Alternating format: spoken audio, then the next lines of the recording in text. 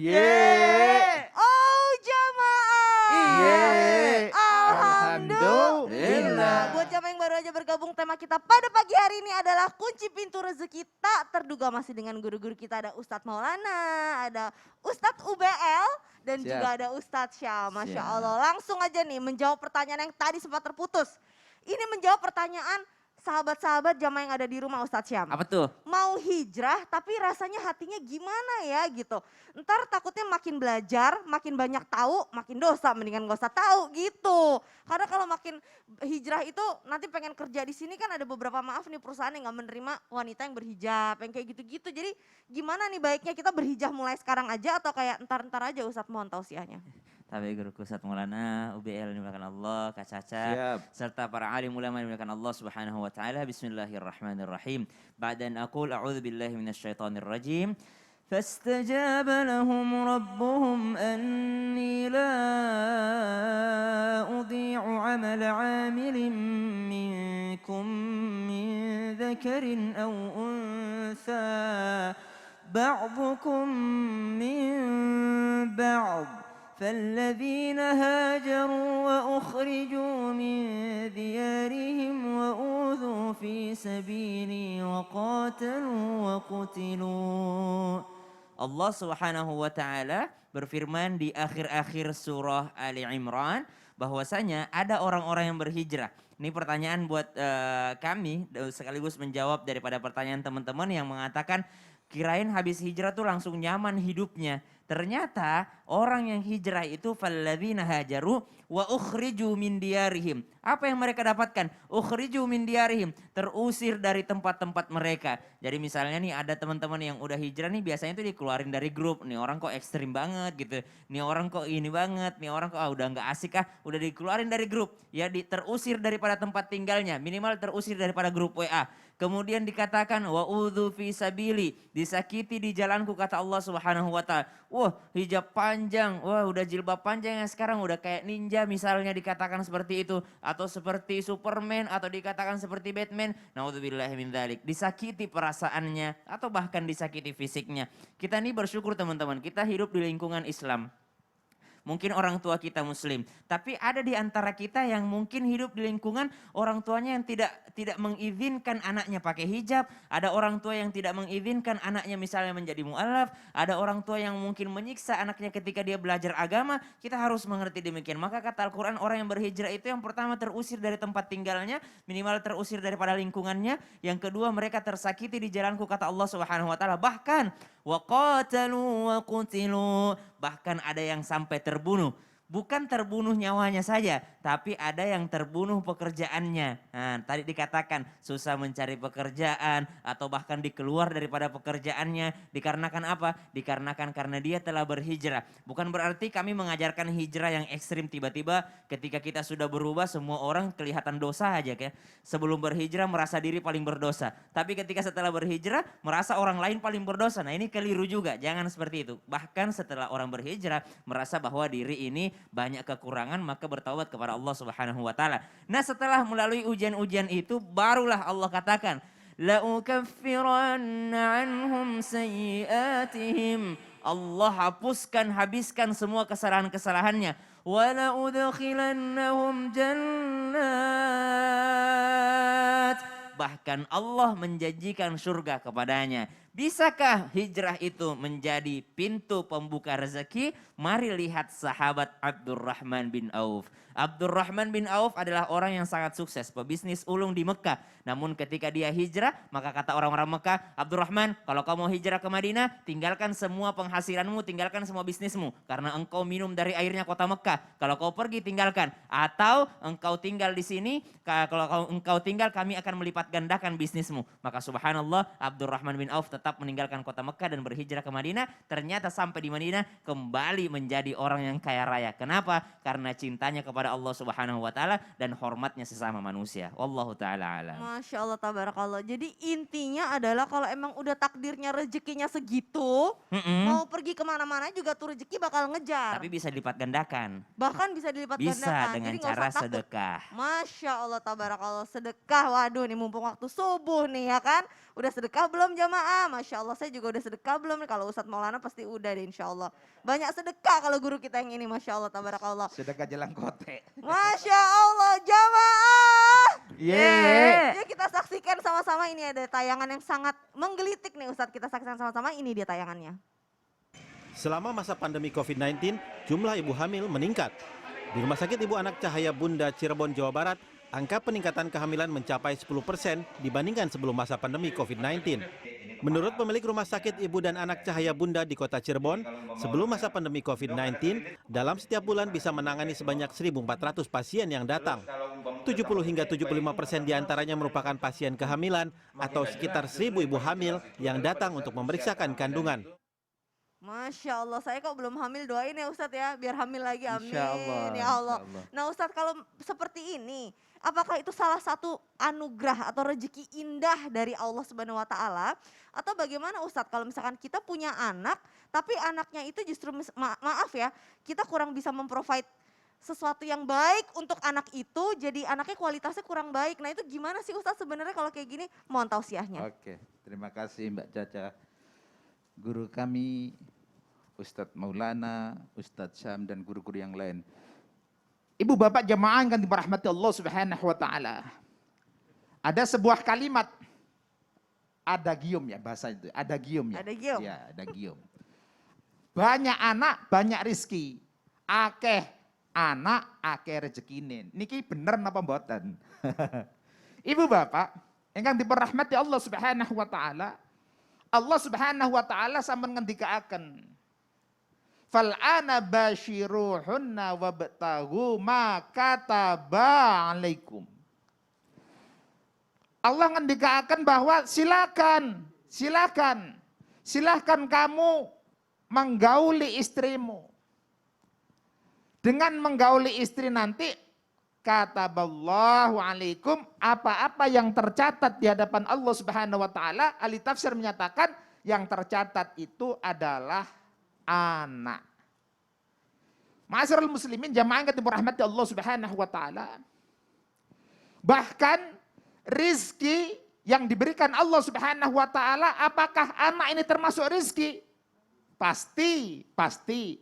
Sebab ngapunten, kita orang Islam apabila melakukan sebuah hubungan suami istri, campur antara suami istri, wonten donganipun. Tasik apal nama batan? Apal apa enggak doanya? Ustadz Sam. Ya, Ustadz Sam harusnya Enggak ngerti. Jangan tanya saya dulu ya. Iya. Doa. Ya. Kan ada doanya ketika mau melakukan campur antara suami istri. Doanya adalah Bismillah.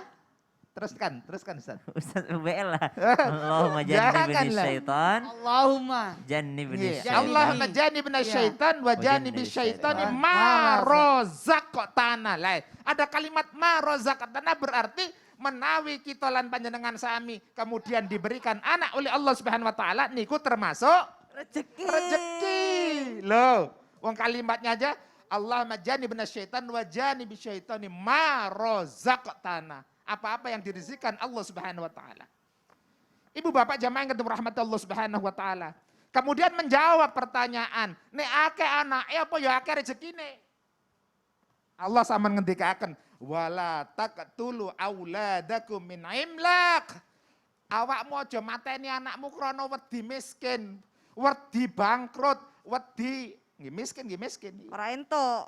Mboten angsal. Sebab apa kata Allah? Nahnu narzukukum wa iyyahum. Aku akan memberikan rizki kepadamu dan pada anak keturunanmu. Dados niku sedaya Allah ingkang jamin, tapi empun ngantos gampang-gampang. Oh nek ngono berarti aku tak ngakeh-ngakehno anak wae lah. Empun ngoten. Tugas orang tua adalah mempersiapkan generasinya untuk menjadi generasi unggul. Ojo sampai akeh anake tapi keleleran. Nah. Jangan sampai banyak anak tapi terlantar. Ya iso-iso ya anake didadekno angkatan laut kados kula. Amin. Mesin, enggak apa-apa. Oh anaknya dipersiapkan menjadi TNI Angkatan Laut, perwira Angkatan Darat, polisi dan seterusnya. Menjadi ustadz, ustadzah. Nah, monggo mboten napa-napa. Berarti akeh anake ora apa-apa tapi anake dadi-dadi. menjadi orang. Jangan langsung dibantah. Nah, selama ini apa bukan orang Ustaz? Ya enggak, bukan begitu. Artinya punya kedudukan sehingga saged pados pangupa jiwa, bukan menjadi beban orang tua tapi bisa mikul dhuwur mendem jero. Napa niku? Artinya bisa mengangkat derajat orang tuanya. Oh, anak si fulan dadi ngene, dadi ngono, alhamdulillah bisa orang tuanya bangga. Kenapa? Karena dipersiapkan. Anaknya banyak, enggak apa-apa. Tapi kalau enggak bisa, ya program pemerintah 3 anak, 2 anak cukup. Sing penting ten ngeriku punya kualitas. Ibu bapak, jamaah yang dirahmati Allah Subhanahu wa taala. Itu semuanya adalah bahwa kalimat banyak anak, banyak rezeki itu ada benarnya. Tapi tidak 100% benar. Dengan satu catatan bahwa ketika anak itu kita persiapkan menjadi anak-anak yang unggul, generasi-generasi yang unggul, maka insya Allah mboten napa-napa. Dan itu harus dilaksanakan dengan sebaik-baiknya. Ma'asyiral muslimin jamaah yang dirahmati Allah Subhanahu wa taala. Menjadi seorang bapak, menjadi seorang ayah, menjadi seorang ibu, ada sebuah tanggung jawab di antara kita. Tanggung jawabnya apa?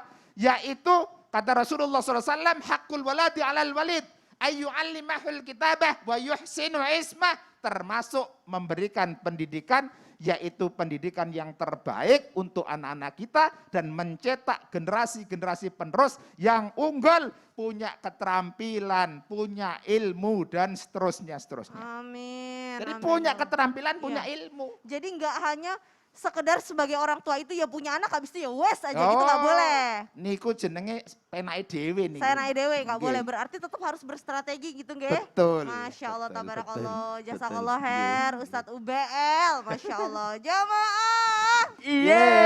Nah sekarang nih salah satu segmen yang paling tunggu-tunggu nih Ustadz. Apa itu? Karena ini sekarang saatnya kita masuk ke Tanya Dong Ustadz. Kami semua tanya dong Ustaz. Coba kita pilih ya jamaah yang beruntung yang mana nih. Jangan-jangan jamaahnya dari Kendal lagi nih. Amin, Jangan-jangan amin, nih. amin. Ya kan yang Oh. bertanya bisa aja nih. Oke, Amin. yang pertama kita cari dari ini dulu.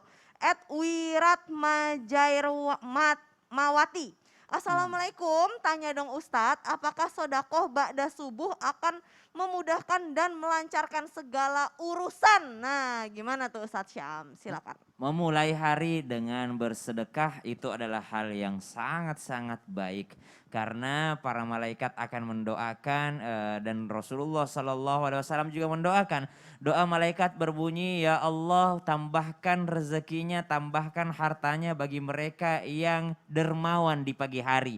Dan hancurkanlah mereka, bangkrutkanlah mereka bagi mereka yang pelit di pagi hari. Subhanallah. Jadi berbanding terbalik, kalau ada yang pelit di pagi hari, di subuh hari, maka mereka akan dibangkrutkan oleh Allah Subhanahu wa taala atas doa para malaikat. Tapi kalau ada yang bersedekah di subuh hari, malaikat akan mendoakan untuk yang namanya ditambahkan rezekinya dan diperkaya dia. Kemudian Rasulullah SAW juga mendoakan, Allahumma barik li ummati fi wukuriha. Ya Allah berkahilah bagi umatku di pagi harinya. Namun untuk jamaah sekalian ada yang lebih hebat daripada sedekah subuh, yaitu sedekah ikhlas.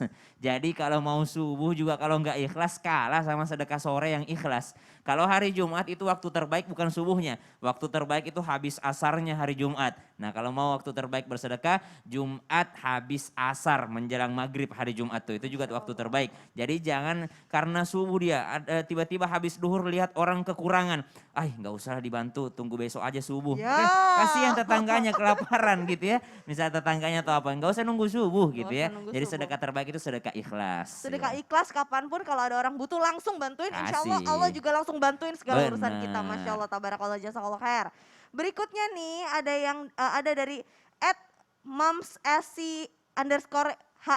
Ustadz mau tanya, bagaimana caranya biar rezeki kita lancar terus? Terus ada dan nggak kesulitan mencari rezeki. Usaha dagang sudah, tapi selalu tidak bisa memenuhi kebutuhan, apalagi mau nabung. Kalau lihat orang duitnya banyak aja, sampai berlebihan kita tuh suka sedih. Kita udah banting tulang, masih aja kesulitan. Mohon pencerahannya Ustadz Maulana, silahkan. Iya, makasih banyak, pertanyaannya sangat menggugah hati juga ya. Kalau mau lancar rezekinya, syukuri apa yang ada. Itu yang pertama dulu. Syukuri apa yang ada, artinya memanfaatkan apa yang ada sehingga Allah akan tambahkan lagi. Nah, lalu ingat tujuan kita hidup adalah untuk menjadi hamba Allah. Berarti perbanyak ibadah supaya Allah tambahkan lagi. Apanya? Umurnya. Kemudian tadi istighfar, memperlancar supaya tidak mandat-mandat. Kok orang lancar-lancar aja? Ya istighfar. Kemudian apa? Bertakwa kepada Allah. Ingat kalau tidak ada takwa bahaya tuh. Semua diembat. Nah, kemudian apa lagi? Tawakal, serahkan kepada Allah. Jadi jangan pernah berharap selain dari Allah. Kemudian terakhir, lakukan secara istiqomah. Biar sedikit, yang penting terus menerus. Daripada banyak tapi hilang. Nauzubillah. Jadi yang lancar dan berkah itu. Jadi yang lancar, yang penting Jadi kalau banyak, mudah, berberkah. Tuh 2, 3 banyak, mudah, berberkah. Tuh 2, 3 banyak, mudah, berberkah. Masya Allah, tabarakallah, amin. Jazakallah khair Ustadz Maulana. Nah, berbicara tentang rejeki, kunci pintu rejeki yang tidak terduga-duga Ustadz. Ya. Katanya benar nggak? Kalau kita bantu orang tanpa berpikir dan cepat nih seperti yang tadi Ustadz Syam bilang. Ya. Begitu orang butuh kita kasih, begitu orang butuh kita kasih. Nggak usah pakai mikir, insya Allah. Allah juga bantu kita cepat. Ya. Tapi gimana kalau orang tersebut malah ketergantungan sama kita? Waduh. Malah ya udah nggak usah usaha deh, kita tinggal minta aja sama dia, dia kan orang kaya. Banyak tuh yang berpikir seperti itu. Itu gimana Ustadz Maulana? Sabar. Sabar dulu. Karena kenapa? Nanti saya jawab setelah yang satu ini aja. Setelah yang satu ini, baik kalau gitu jangan kemana-mana, tetap di Islam itu indah. Jamaah. Yeay. Oh jamaah. Yeay. Alhamdulillah. Alhamdulillah.